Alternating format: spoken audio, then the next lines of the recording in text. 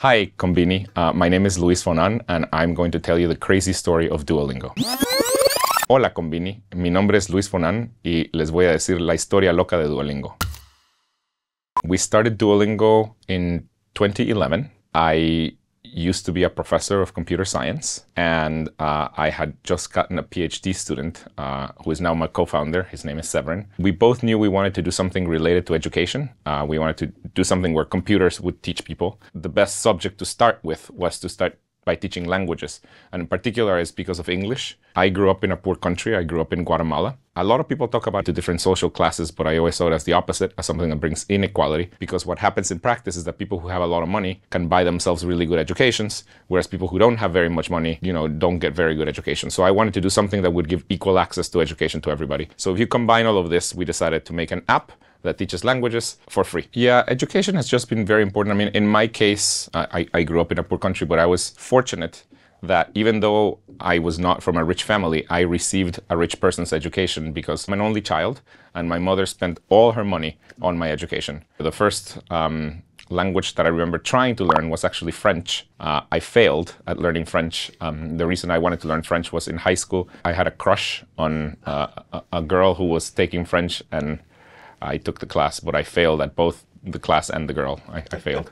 Yeah, when we started working on it, it took us about a year to finally launch it. And what we decided to do is we were going to teach 3 languages at the time we launched. We were going to teach English, we were going to teach Spanish and German. And the reason for Spanish is because I speak Spanish, and the reason for German is because Severin's native language is German. I made the first Spanish course, and Severin made the first German course. And while we were developing it, we were trying to learn each other's language, but we actually ran into a problem before we launched, which is that we would go into the office and I would ask him, "Did you do your Spanish lesson?" And he would say, "No, so boring."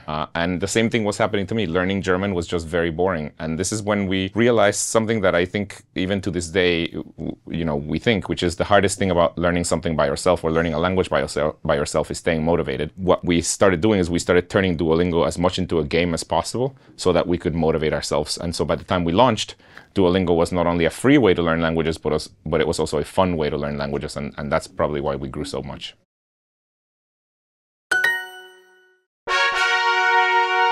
Yeah, early on we had a lot of success because I was fortunate that I was invited to give a TED Talk, and I gave a TED Talk and it was watched by a lot of people. And in the TED Talk I said, we're about to launch this thing called Duolingo. It hasn't yet been launched. It's called Duolingo. And so because of that, by the time, on the day we launched, we already had about 500,000 registered users. It's actually changed a lot. And the app has changed a lot from the beginning to where we are today. For one, it is a lot more gamified now than it was at the beginning. Also, we are a lot better at teaching. I mean, at first, the first courses were made by me, and I mean, I didn't know how to teach languages. I was a professor, but not in languages. I was a professor in computer science. So over time, we started hiring, linguists and people with PhDs in second language acquisition, and so we became a lot better at teaching languages. The thing to know about me is that I'm actually very bad at learning languages. My co-founder Severin is also bad at learning languages, and also the first 8 employees of Duolingo were all bad at learning languages. And I think that actually is important. We made a product not for people who are good at learning languages, but for the average person. The average person's not good at learning languages. ¿Cerca o lejos? Bruh. You download Duolingo and you use it for, a few minutes per day, 15 minutes a day. It's pretty fun to use it. And as you're using it, you're learning a language, but you're learning by doing. You don't have to learn a language by reading a lot of grammar or anything. You're just learning by doing things. So it's pretty fun. And a lot of people who use it, particularly in the United States, we ask them, why are you using Duolingo? And they say, well, I used to play a lot of Candy Crush. And that was a complete waste of time. But now I use Duolingo and it's fun, but also I'm learning a little bit of Spanish, or I'm learning a little bit of French. We've had critics throughout, from the beginning, and we still have critics that say that you can't really learn a language with an app, etc. But the reality is you can learn a language with an app. We have the studies that show that if you use Duolingo, you can learn the equivalent of 5 semesters of university instruction on the language. So you can actually learn it. But yeah, people have criticized. The other thing that people have criticized is it doesn't look very serious. It looks like a little game, and people think that education should look serious. We don't think that. We think think education should be fun. On Duolingo, the most learned language is English. About 50% of our users are learning English. The second most learned language is Spanish. It's a little under 20% are learning Spanish. And the third most learned language is French. Over the last few years, the fastest growing language is Korean. And it's because of K-pop and K-dramas. So every time that a new K-drama comes out, like Squid Game, we actually see an increase in people learning Korean. Whenever the Ukrainian war started, we saw the number of people learning Ukrainian grew by like 6x. It like multiplied by 6. Today on Duolingo, you can learn 42 languages, but that's if you learn them from English. If you learn them from French, you can learn about 5 languages. So we do teach some fictitious languages, or they're called constructed languages. We teach High Valyrian from Game of Thrones. Duolingo is offering to give fans lessons in High Valyrian, so they too can speak the words of the legendary dragon lords. You speak the language. We teach Klingon from Star Trek, and it started because our own users were asking for us to teach these languages, and we actually had the person who created High Valyrian. He worked with us to make the High Valyrian course. And for Klingon, it turns out there's a lot of experts. And so we found them on Reddit. They are on Reddit.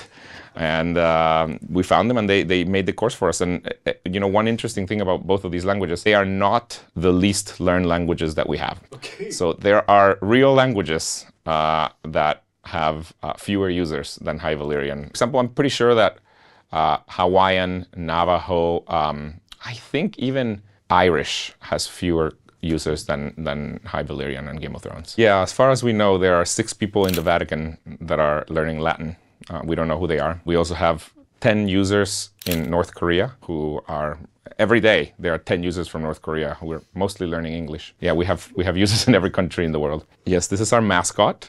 It's a green owl. His name is Duo. He's green because we're playing a joke on our co-founder, on Severin.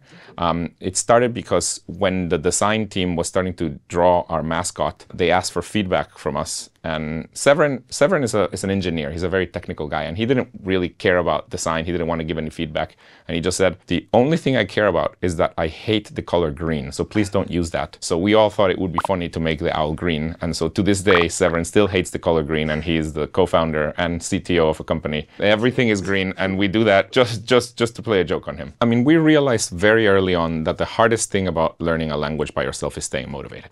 That's the hardest thing. It's kind of similar to exercising. The hardest thing is actually exercising. What matters the most is that you do it.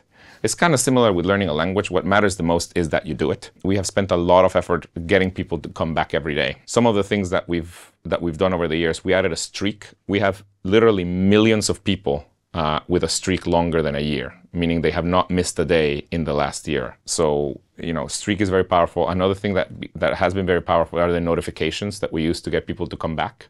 Not now, Duo.